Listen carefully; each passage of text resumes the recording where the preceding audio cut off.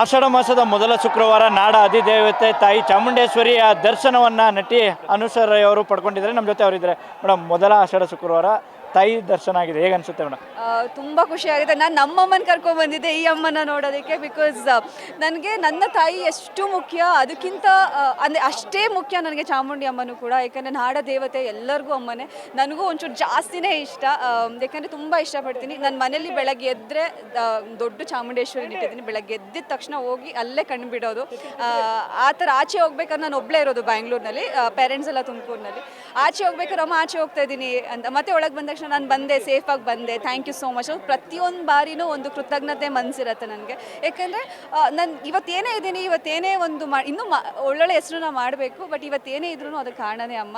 ನನ್ನ ಪ್ರತಿಯೊಂದು ಹೆಜ್ಜೆನಲ್ಲೂ ನನ್ನ ಜೊತೆಲಿದ್ದಾರೆ, ನನಗೆ ಶಕ್ತಿ ಹೇಳ್ತಾರೆ ಅಂತ ನಂಬಿದ್ದೀನಿ. ಆ ಒಂದು ಪಾಸಿಟಿವ್ ನನಗಂತೂ ಸಿಕ್ಕಾಬಡೆ ಫೀಲ್ ಆಗುತ್ತೆ. ಇವತ್ತು ಆಷಾಢ ಶುಕ್ರವಾರ ಆಗಿರೋದ್ರಿಂದ ಅಮ್ಮ ಇಲ್ಲೇ ಇರ್ತಾರೆ, ನಮ್ಮ ಮಾತನ್ನೆಲ್ಲ ಕೇಳಿಸ್ಕೋತಾರೆ ಅನ್ನೋ ಒಂದು ಪ್ರತೀತಿ ಇರೋದ್ರಿಂದ ಅದು ಇನ್ನೂ ಜಾಸ್ತಿ ವೈಬ್ರೇಷನ್ ಕೊಡುತ್ತೆ. ತುಂಬ ಶಕ್ತಿ ತುಂಬಿರತ್ತೆ, ತುಂಬ ಪವರ್ಫುಲ್ ಆಗಿದೆ ಇವತ್ತು ವಾತಾವರಣ. ಅಷ್ಟು ಕಾಲಿಟ್ಟಿದ ತಕ್ಷಣ ಆ ವೈಬ್ರೇಷನ್ ನಿಮ್ಮೆಲ್ರಿಗೂ ಫೀಲ್ ಆಗಿರುತ್ತೆ. ಆ ಥರ ಪ್ರತಿ ವರ್ಷವೂ ತಾವು ದರ್ಶನ ಮಾಡ್ತೀರಾ. ಈ ಬಾರಿ ಏನಾದ್ರು ವಿಶೇಷವಾದ ಪ್ರಾರ್ಥನೆ ಏನಾದ್ರು ಮಾಡಿದ್ದೀರಾ ಮೇಡಮ್? ಯಾಕಂದರೆ ರಾಜ್ಯದಲ್ಲಿ ಮಳೆ ಬೆಳೆ ಇಲ್ಲ, ರೈತರು ಕಂಗಾಲಾಗಿದ್ದಾರೆ. ತಾವು ಮತ್ತು ಪ್ರತಿ ವರ್ಷಕ್ಕೆ ಬದಲಾವಣೆ ಆಗ್ತಿರುವಂಥದ್ದು ವ್ಯವಸ್ಥೆ ಬಗ್ಗೆ ಎಲ್ಲ ಹೇಳೋದಾದ್ರೆ? ನಿಜ. ಇವನ್ ನಮ್ಮ ತೋಟದಲ್ಲೂ ಕೂಡ ಮಳೆ ಬಂದಿಲ್ಲ ಅಂತಂದರೆ ನಮಗೆ ಹೊಲ ಉಳ್ಸೋದು ಕಷ್ಟ ಆಗುತ್ತೆ. ಟ್ಯಾಕ್ಟರ್ನ ಕರೆಸಿದ್ರೆ ಮಳೆ ಬಂದಿಲ್ಲ, ಮಣ್ಣು ತೆನ್ನೂ ಹೋಗಿಲ್ಲ, ತೇವ ಇದ್ರೆ ಮಾತ್ರ ಹೋಳಕ್ಕಾಗತ್ತೆ ಅಂತಾರೆ. ಸತ್ತೆಗಳು ಜಾಸ್ತಿ ಆಗ್ಬಿಟ್ಟಿರುತ್ತೆ, ಕಾಂಗ್ರೆಸ್ ಗಿಡಗಳು ಜಾಸ್ತಿ ಬೆಳೆದ್ಬಿಟ್ಟಿರುತ್ತೆ. ಸೊ ಈ ಥರ ಎಲ್ಲ ಇದ್ದಾಗ ನಮಗೆ ತೋಟ ಮೇಂಟೈನ್ ಮಾಡೋದು ನಮಗೆ ನಾವೇ ಅನುಭವಿಸ್ತಾ ಇದ್ದೀವಿ ಅದನ್ನು. ಇನ್ನು ರೈತರುಗಳು ಜಾಸ್ತಿ ಎಕರೆಗಳು ಇಟ್ಕೊಂಡು ಅದನ್ನೇ ಅವರ ಜೀವನ ನಂಬಿರ್ತಾರೆ, ಅದನ್ನೇ ಅವಲಂಬಿಸಿರ್ತಾರೆ. ಸೊ ಮಳೆ ಬರದೇ ಇದ್ದಾಗ, ಬೆಳೆ ಆಗದೇ ಇದ್ದಾಗ ತುಂಬಾ ಕಷ್ಟ ಆಗ್ಬಿಡುತ್ತೆ ರೈತರ ಜೀವನ. ಸೊ ಚಾಮುಂಡೇಶ್ವರಿ ಹತ್ರ ಕೇಳ್ಕೊಳ್ಳೋದಿಷ್ಟೇ, ಎಲ್ರಿಗೂ ಒಳ್ಳೇದಾಗಲಿ, ಒಳ್ಳೆ ಮನಸ್ಸಿರೋರಿಗೆ ಮಾತ್ರ. ನಿಜ, ನಾನು ಕೆಟ್ಟ ಮನಸ್ಸುಗಳಿರೋರಿಗೆ, ಆ ಒಂದು ಬ್ಯಾಡ್ ಮೆಂಟಾಲಿಟಿ ಇರೋರಿಗೆ ಒಳ್ಳೇದಾಗಲಿ ಅಂತ ನಾನು ಕೇಳೋದೇ ಇಲ್ಲ. ಒಳ್ಳೆ ಮನಸ್ಸುಗಳಿರೋರಿಗೆ, ನಾನು ತುಂಬ ಕಷ್ಟಪಡ್ತಾ ಇರೋ ಜೀವಗಳಿಗೆ ನಾಡದೇವತೆ ಚಾಮುಂಡೇಶ್ವರಿ ಆಷಾಢದಲ್ಲಿ ಅವ್ರ ಭಕ್ತಾದಿಗಳೆಲ್ಲರೂ ಬಂದು ಅವ್ರು ಕೇಳೋವಂಥ ವರಗಳನ್ನ ಕೊಡಲಿ, ಅವ್ರಿಗೆ ಒಳ್ಳೇದಾಗಲಿ ಅಂತ ಕೇಳಿ. ನಮ್ಮ ಅಭಿಮಾನಿಗಳಿಗೆ ಏನಾದರೂ ವಿಶೇಷವಾಗಿ ಏನಾದ್ರು ಬೇರೆ ರೀತಿ ಏನಾದ್ರು ಈ ವರ್ಷ ಬೇರೆ ರೀತಿ ವಿಭಿನ್ನವಾಗಿ ಏನಾದ್ರು ನೋಡೋಕೆ ಅವಕಾಶ ಏನಾದ್ರು ಗುಡ್ ನ್ಯೂಸ್ ಕೊಡ್ತೀರಾ ಮೇಡಮ್?